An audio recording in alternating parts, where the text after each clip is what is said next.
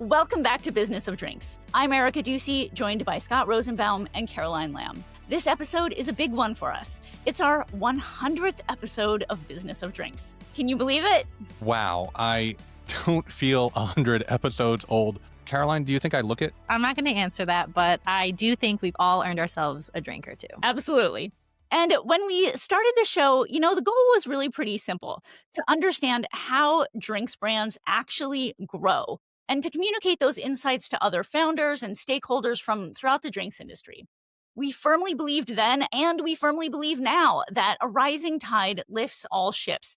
And the founders and people from throughout the industry that we've talked with have been so generous with their insights. Also, as you've probably gleaned if you've gotten this far, we are not just interested in the pretty version, the press release version of success. We don't like the overnight success myth. We dig into the real work, the decisions, the trade-offs, and the moment when growth either unlocks or stalls out. Yeah. Across these first 100 episodes, these past few years, a number of things have become very clear to us and probably to you as well, right? We've learned that breakout, ready to drink and functional brands don't just scale because they have big budgets. They scale because the founders and their teams have focus. We've learned that craft spirits don't just win national distribution footprints by accident. They do it through discipline, route to market strategy, and planning. And of course, non-alcohol and THC drinks aren't just trends. They are creating entirely new consumer occasions. These themes are really the connective tissue of this show, right? We're not about promotion. We are about kind of this pattern recognition, right? We look for the commonalities shared by the most commercially successful brands today, and we combine that with data and field experience and these conversations with now more than 100 founders to actually understand what is working right now in the market. Which brings us to some news that we want to share. We are so excited to announce that we're launching Business of Drinks advisory services. And this is something that listeners and founders have been asking us about for a long time, and it's a natural extension of the work we do here. So over the past quarter, we've been quietly working with a few drinks brands at different stages, from pre-product development and go-to-market strategy to more mature brands that are building out infrastructure, distributor relationships, and state-by-state plans. Yeah, the work we do is practical, it is operator-focused and grounded in the realities of the U.S. beverage market. We are looking at things like sales strategy, brand positioning, investor preparedness, and growth planning. And as we head into early 2026, we'll have room for 3 additional brands in the first quarter of the year. So if you are interested in talking with us, you can reach out directly, drop into our DMs, connect with us on LinkedIn, or send us an email. We are happy to explore if we are a fit for you. And for the rest of today's episode now, we are going to zoom out. Today, we're digging into meta drinks trends. We're looking across the major trend reports and forecasts and pressure testing which trends are most likely to actually come to pass in 2026. These trends are not just about what's getting attention or what is hyped right now, but it's about what is structural and where brands should realistically be placing their bets as we head into the new year. And that's because if the first 100 episodes have taught us anything, it's this, right? Trends only matter if they translate into execution. Thank you so much for listening, for sharing the show, for being part of our community. We don't take that lightly, and we really do appreciate all of your involvement and the thoughts that you bring to us across all channels. And with that, let's get into episode 100. All right. So before looking at the year ahead, I think it'd be fun to consider how our predictions from last year panned out. Anyone can kind of guess at the future, but I think we should kind of grade ourselves as a service to our community and maybe also a warning to ourselves. So back on episode 45, we were joined by Brian Roth, and here's some of what we saw in our crystal ball and how it panned out. Erica, I know something that we are kind of really proud of is recognizing that when it comes to embracing new categories like zebra striping in terms of behavior and moderation, rise of non-alc. That was something that was very much on our radar. And yeah, what are your thoughts? Definitely. Probably our biggest prediction last year was that consumers would increasingly zebra stripe or modulate by alternating between alcoholic and non alcoholic drinks during the same session. And the reality of this is that this behavior is now mainstream. Zebra striping is a widely recognized term, and the stigma of ordering a non alc round in the middle of the night has largely vanished. As part of this trend, we also saw that non alcoholic products would move beyond simple beer or wine approximations into more sophisticated territory. That has happened. And that low alk wine would also emerge as its own distinct subsegment. And we've seen that with brands like Kim Crawford and Liquid Light and Arlo leading with these sort of no compromise flavor offerings that are in around the 7% range. So, this sort of trend overall really has been the defining shift of the year. We're seeing it across on premise, off premise. High end bars now feature spirit free menus that are just as complex as their alcoholic counterparts. And we see retailers dedicating shelf space for these lower alcohol wines. So I think we should give ourselves an A plus on this one. All right, Caroline, what's up next? Next is our prediction that the acceptance of bitter and savory profiles would be seen across categories. We sensed a growing comfort with bitter flavors like Amaro, drier styles of drinks in wine and in liquors, and savory and spicy cocktails taking over purely sweet ones. The reality in 2025 was that the savory cocktail movement was one of the biggest stories of the year. We saw dirty martinis with brine variations off the charts. We saw viral espresso martinis with Parmesan cheese grated on top. We saw Sauvignon Blanc with jalapeno peppers in it. So I would say that the growing acceptance of savory, spicy, I'll add, and bitter profiles, we were a straight A with that one. Nice. And one of the next things that we saw as a trend was label transparency and flavor clarity. So our prediction was that transparency regarding ingredients and calories and sugar counts, it was going to become a key differentiator and eventually move toward legal mandates. The 2025 reality was that voluntary transparency has become the gold standard for new brands. Gen Z consumers in particular now expect to see a full nutritional panel on the back of their cans or bottles, similar to how they see in every other CPG category. We haven't quite moved to the legal mandate, but I still would grade us pretty high, maybe like A minus on this one. Yeah. And, we anticipated that there'd be a shift in what we defined as little treat culture or kind of indulgence, paired with a decline of kind of traditional dieting, right? The prediction here was that folks would make frequent, if small shopping trips for emotional purchases that might surprise and delight.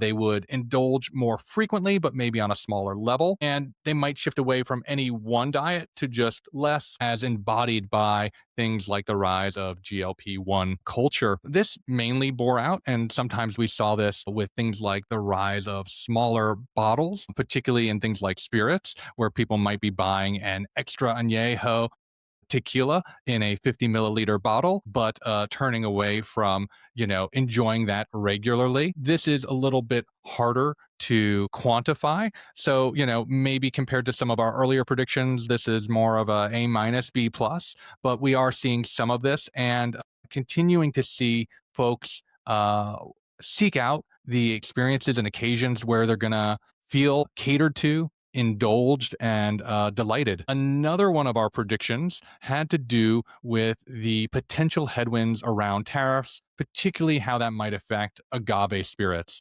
Early last year, there was the potential for 25% tariffs on Mexican products, and we believe that that would slow the growth trajectory of tequila and other agave spirits. After a lot of back forth, trade tensions in early 2025 did lead to price increases for sure. They also led to a lot of uncertainty in the trade sector, right? It made it very hard to plan for. So while agave based spirits, tequila in particular, remains quite popular, the rate of growth for that category has flattened as consumers begin to explore less expensive alternatives, both within and without the category. So here, probably a B to B plus if we're being generous. So I have one thing we are a little less right about, and that was the on-premise opportunity for unused draft lines. We predicted that there was a major opportunity to fill over 100,000 unused draft lines with non-beer products like cocktails or non-alc options. This has been a steady transition. While not all lines are filled, the draft cocktail revolution has reached nearly every mid to high-level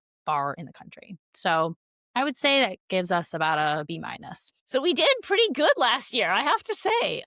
Let's transition into this year. And now, a word from our sponsor. The best growth partners understand both sides of the equation, capital and commercialization. And that's exactly what makes Intercontinental Beverage Capital different. They combine serious financial strategy with hands-on operational expertise, helping beverage brands thrive in today's complex markets. One example we love, they worked with a fast-growing coconut water brand to reorganize its business model, map the resources needed to accelerate its trajectory, and secure critical operating capital. And that's just one of dozens of success stories. So, whether it's investor preparation, retail execution, or building the roadmap between the two, Intercontinental Beverage Capital is in the cockpit with you every step of the way. To learn more and set up a free consultation, visit inbevcapital.com. That's INBEV capital.com. And now, back to the show. This year, we've got predictions too, but we have modified our approach. So, Scott, walk us through the Meta Drinks Trends methodology. Yeah. So, in the past, we kind of took a scattershot approach. We looked at current trends, supported by data, of course, and we kind of extrapolated into the future. It was kind of probabilistic, but also a little bit of tea leaf reading, as it were. So this year, we're revamping things. What we're doing is we're gathering a number of others, trend reports, predictions, and forecast. And, these include but aren't limited to the predictions of Carbonate, their 2026 trend report, Southern Glazer's Liquid Insights report, VinePair, Wine Enthusiast, Data Essential, Kimpton, Whole Foods, and others, right?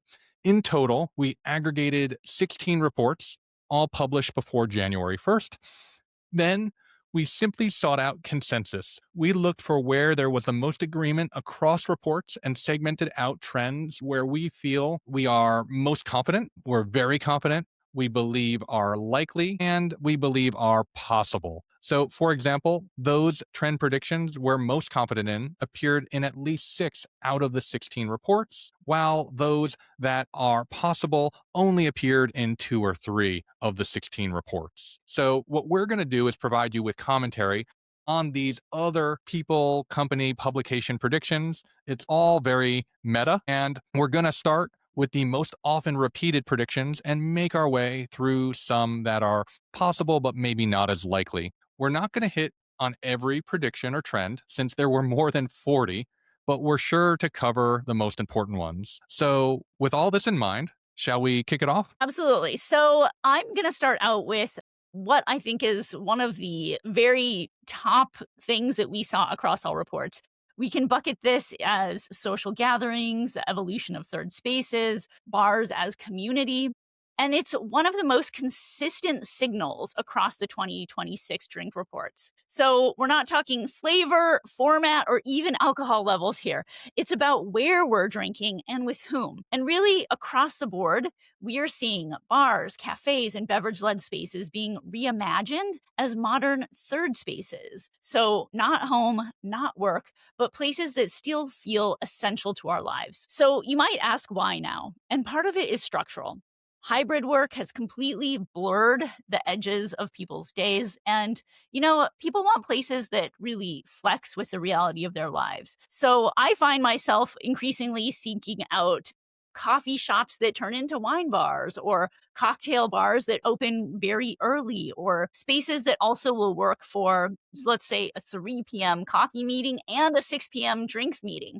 So I would say in general, it's like Drinking occasions are moving earlier. In many cases, they're becoming lighter in many cases, and they're becoming more intentional across the board. And, there's something driving this, I think, that's really behind it.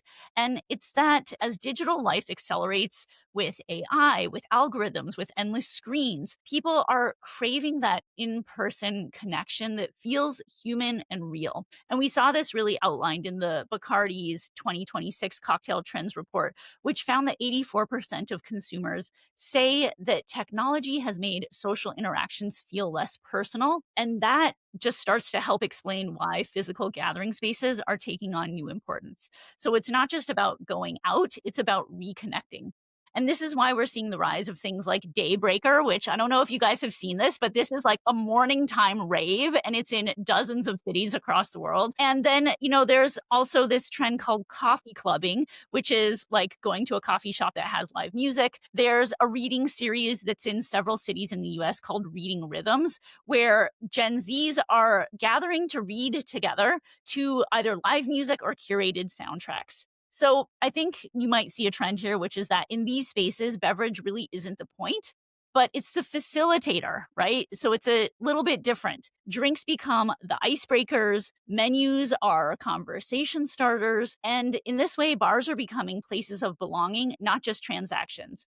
So the way I see this is that it's not anti-alcohol or pro-alcohol, it's really pro-connection. So you may see low ABV cocktails there or non-alc options or classic drinks that are served, earlier in the day or more intentionally.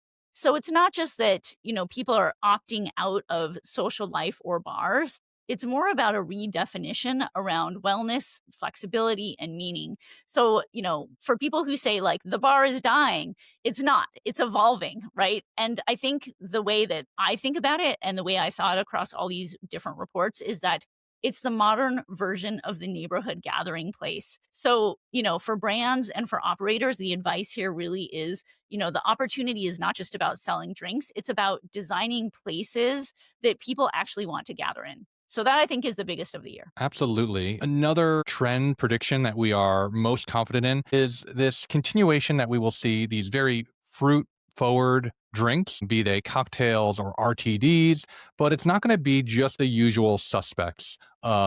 Right? Flavors we expect to see quite a bit of are mango, passion fruit, and black currant. And, to give this some color, right? I was surprised in looking at data that if we go back just a few years to 2024, mango flavored variants comprised 30% of all fruit flavored ready to drink beverage launches. That was in the past, 1 in 3 were mango. So, this is our new kind of safe harbor flavor, right? This is the new.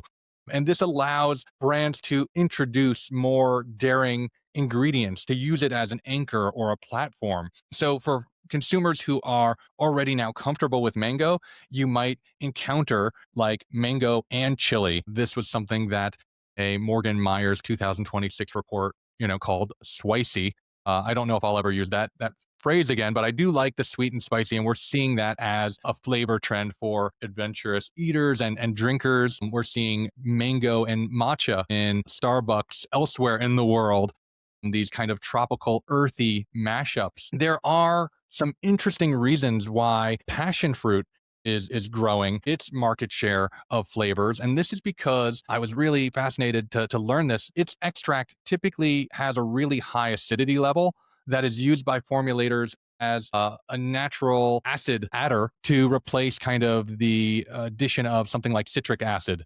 So, by flavoring something with passion fruit, you're kind of accomplishing quite a bit. It is also kind of familiar. It's tropical, but seemingly exotic and adds a bit of zing to those two flavors. Much like Pantone names its color of the year, McCormick names its flavor of the year. And one of their flavor of the year was black currant for 2026. There's a reason that we might see this flavor kind of take hold. Black currant has kind of an earthy complexity, but it's still tart, and it's packed with antioxidants and vitamin C, which lends it some credibility in the functional space. So, I could just imagine something like a black currant and rosemary spritz where it's botanical, it's low ABV, it is familiar in its form factor, but it's sophisticated and different. So that is the three flavors that we expect to see directionally kind of continue to grow. The last trend that we are feeling the most confident about this year is the zero proof sprawl coming for all drink menus. So, if you're looking at a drink menu this year that still has that tiny mocktail section that's tucked off to the side or on the back of the menu, you are officially behind. In 2025, about a quarter of drink menus had a non alcoholic section, but this year it is definitely taking over the primary real estate. That has definitely poured itself out in my experience. I was just at a restaurant in Manhattan with Erica, and we looked at the drinks menu, and there were four columns, and the fourth column, one quarter of the menu was dedicated all to non-alc. Some non-alc beer, some non-alc cocktails, some non-alc wine. And, that would have been unimaginable 5 or 10 years ago. Backs this up, right? Not just anecdotally, but in Europe, for instance, non alcoholic spirits and wine is now, according to Southern Glazer's Liquid Insights report, it's now the seventh most used ingredient type on menus, right? It beats out staples like tequila and cognac in terms of volume. And I repeat that this is not in the US yet, but this is in Europe, which is just mind blowing that non-alc spirits are that popular already. We see that in consumer behavior as well. Gen Z consumers who identify as zebra stripers. One report placed that number at around 78%. These are folks that might have a non-alc cocktail and then a alcoholic beverage, beer, wine, spirits, or otherwise, right? All in the same place, space, and occasion. It's important to bear in mind that this isn't just about sobriety or moderation, right? This is about inclusion and the bottom line, right? When you offer at a restaurant, a bar, a club, something that is zero proof, you are not just offering an alternative, you are selling an additional seat for everyone. And I've heard folks say that, they will very much choose a venue based on its ability to serve everyone, folks who don't want to drink, folks who have given up drinking, folks who can't drink alcohol. So you're not just providing an alternative, you are adding on to what you might already be selling. Yeah, that inclusion factor is huge and something that we're just going to see become the norm, I believe. And I think we all believe, and the reports believe. So that concludes the first section where we are the most confident. And now we're going to move into the very confident section. The first one here is better for you gets bigger. So, looking across 2026 reports, it's clear that better for you is no longer a niche. It's becoming a core growth engine across all drinks categories. And it's important to define what we mean by that. So, better for you today doesn't mean deprivation, right? It means lower sugar, lower alcohol, fewer trade offs, and clearer functional benefits while still delivering the flavor and the pleasure that we all expect. That's the no compromise part of the equation. And the 2026 Innova Food and Beverage Trends Report, it talked a lot about this. Beverages now lead all food categories in wellness-driven innovation, especially around hydration, gut health, and functional additives. And Innova's data shows that sustained growth in drinks with hydration and functional claims is going to keep growing over a long period of time. More than half of consumers globally now link gut health directly to their overall health. And the importance of that really is that consumers are not just dabbling or trying these things, once or twice a week. They're building these products into their daily habits. And we see that really playing out in brands like Olipop and Poppy and Soda, or Hayo and Recess and Dessois in the functional and mood driven spaces. And the drinks aren't positioned as replacements for social life. They're positioned more as tools for energy, tools for calm, tools for focus, or simply when you want something that tastes good, but you need to feel on your game the next day. And the same pattern, it's also showing up in alcohol. So, one of the most misunderstood data points in this space really comes from NIQ, that 93% of non alcoholic drinkers also consume alcohol. So, it's important to note that the non alc products are not pushing people out of the category. They're pulling people into the category by lowering the barrier to entry and expanding occasions. So, traditional alcohol producers are proving that this can drive meaningful growth for them. In wine, we see a lot of double-digit growth stories. Gießen 0.0, it built a $10 million non-alcoholic wine business in just 4 years. On the lower alc side, Saint Michel Estates Liquid Light, it grew 17% last year to over 100,000 cases. And of course, Aveline, the kind of more classic, better for you category, it leads that category as the number one spot. It grew nearly 50% last year to $33 million in sales. And zooming out, the scale matters here. In the last 52 weeks, looking at wine specifically, better for you wines surpassed $250 million in US retail sales. And non alcoholic wines also topped $100 million. So they're growing very quickly, still a small segment within the industry, but a huge amount of growth there. And that similar momentum, it's playing out across functional beverages, RTDs, etc. So right now, we are definitely in a moment of brand and SKU proliferation, but that won't last forever. As the space matures, winners are going to emerge, distribution will concentrate, and market share will consolidate. We've seen this happen in literally every other category. So for drinks brands, the takeaway is that better for you isn't about chasing a trend. It's about expanding the base, right? Creating new on ramps for consumers and meeting the next generation where they already are comfortable. So that's the call to action. Our next trend plays directly with that, and that is smart caffeination. So, one of the most interesting shifts that we're seeing in the 2026 reports is how caffeine is being reimagined. It's not just to give you that jolt you need in the morning to get out of bed, but it is a tool, something that can be dosed more intentionally. And that is what the reports are calling it, smart caffeination. Instead of energy drinks that are only being built for the intensity of caffeination, we are seeing growth in the beverages that are for focus, calm, energy, ritual. These are especially made from matcha, hojicha, yerba mate, cascara, and other tea forward formats. So, according to Innova's 2026 beverage trends, the drinks with natural caffeine positioning are growing faster than conventional energy drinks, especially among the Gen Z and younger millennials. It's not just about health, like I said, it's about being able to really control the dose of caffeine that you're getting more accurately than you really can with espresso or coffee or other caffeinated beverages that are more mainstream. You know, my generation is known for being highly anxious and crashing out. So we are trying to avoid that in 2026.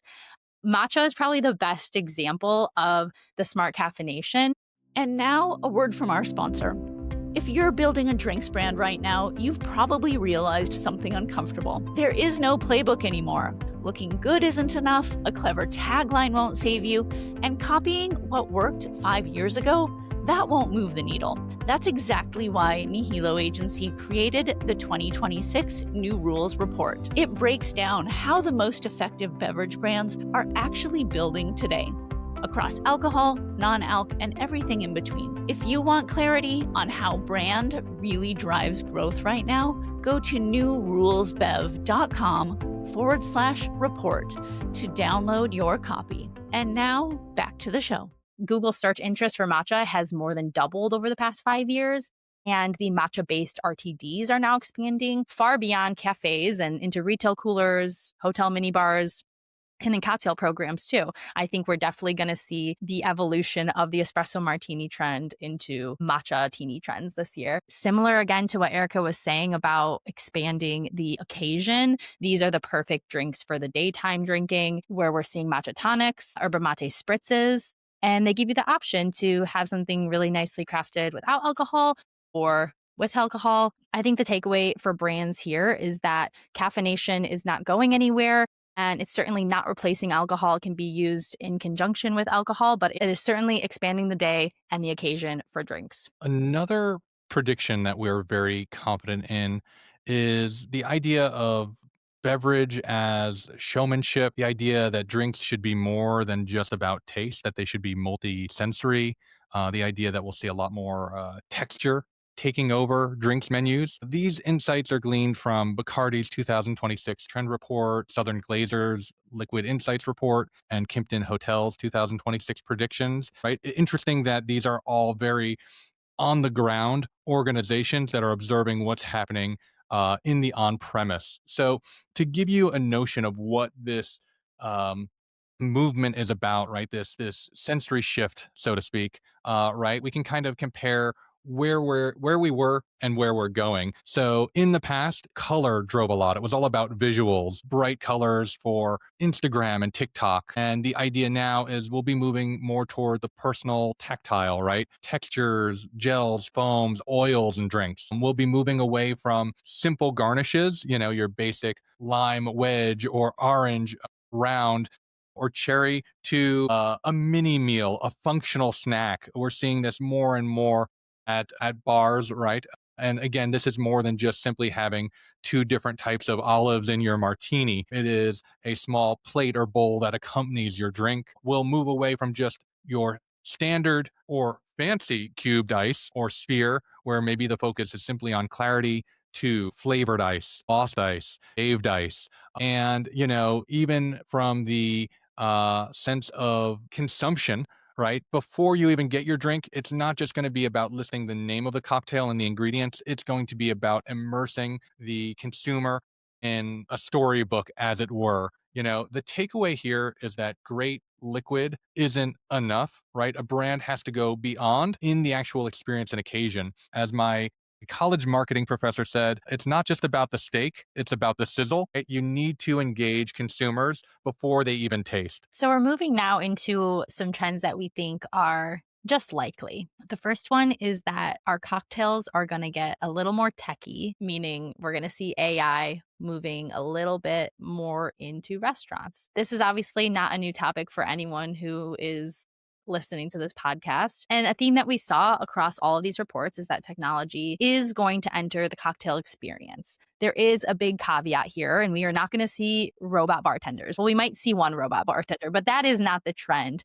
The trend is towards precision, personalization, and efficiency in very high volume settings. And it's using technology to preserve creativity for the bartenders who are conversing with guests, while on the back end, making things more efficient so that there are better drinks and better moments in the bars. So, AI assisted menu design is already taking place. Digital inventory management, data informed cocktail builds are being tested by major hospitality groups. And according to Bacardi's 2026 Cocktail Trends Report, operators are increasingly using tech to understand guest preferences, optimize their margins, and reduce waste. So the takeaway here is that this is not meant to replace creativity behind the bar, but it should support it. So, will we see headlines about AI in bars this year? Yes. But the best examples, we will not see the tech being used in person, if that makes sense. All right. And then the next trend we're seeing is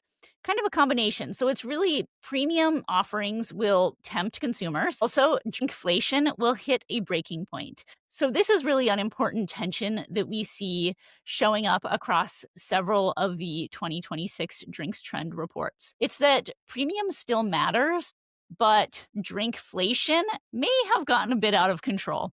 So here's how it goes. Like, consumers haven't stopped wanting premium drinks, but they have stopped tolerating price increases without justification.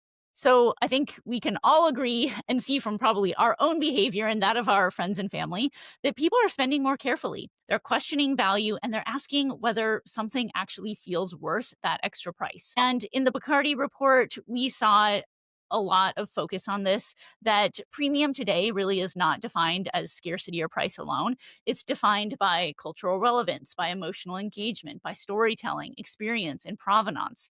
Not just price. I think that's the key here, not just price or scarcity. And the report noted that 70% of emotionally engaged consumers are willing to spend twice as much on brands that they feel connected to. So, in other words, emotional connection is like almost a form of currency here for brands to tap into. Get that emotional connection, and then consumers will spend more on the brand. At the same time, the Innova report, it really highlights that affordability and perceived value are now front and center decision drivers. Innova calls it out as a worth it moment. So, consumers clearly want to understand what they're getting in exchange for the price that they're paying. And premium without a clear benefit is losing ground. So, what's emerging here is a shift towards micro indulgence. Fewer drinks, but better ones. Smaller serves, earlier occasions. One great cocktail instead of three forgettable ones. And, it's important to note that consumers are not just retreating from premium here. They're just being more selective about when and why they're trading up, right? So for drinks brands, yes, premium will win when it adds meaning to the experience, but it will struggle when it's only adding cost. So I think the takeaway here is really about needing to justify price through experience and story and being pretty selective about where you ask consumers to spend more. Absolutely. Another trend that we felt was likely is what wine enthusiast is calling the hunt for the next tequila, looking at agave categories that include things like agave wine, racia, and those that are adjacent like Sotal, right? Here, I think it's important to note a few things, right? The hunt is on. They're not saying that tequila is going to be replaced by even mezcal, right? But directionally, the idea is that consumers are interested. There's a Data Central prediction report that points to the fact that consumers are interested. They're seeking this out. What isn't matched, though, is the number of sales in terms of volume, right? We're not going to see Sotal overtake tequila in 2026. We're just going to likely see increased interest and some purchasing, but that is from a very low base. And we see this, exemplified at all ends of the spectrum, even in something like a low proof alternative like Ola Sol agave wine, which we had on as a guest in 2025. So, keep your eyes peeled. You're going to be seeing more entrants and you're going to be seeing more people ask about these categories. But, I wouldn't expect to see someone be listing three tequila replacements. These are going to be additions. The last two trends that we think are likely sort of go hand in hand. The first is that we will see the rise of vermouth, aperitifs, and cordials no longer as just the modifiers in cocktails, but as the stars. Across multiple reports, including the IWSR and the Drinks International, these categories are showing sustained growth. It's driven by the fact that they are lower ABV. We've already seen the European drinking culture through really mostly the Italian drinking trends that we've seen in the US. I think this is a natural evolution of this. And then also the renewed interest in bitterness and botanicals and ritualistic drinking that we've already talked about on this episode. I think vermouth is a really great case study for this, where, probably 20 years ago, it was just relegated to the back bar. And now it appears by the glass. It appears on draft like it does in Spain. And the sales of premium vermouths and aperitifs are outpacing standard fortified wines in urban markets. So the aperitif culture, it aligns perfectly with how younger people want to drink right now. We're a little bit earlier in the evening. It's more of a social thing.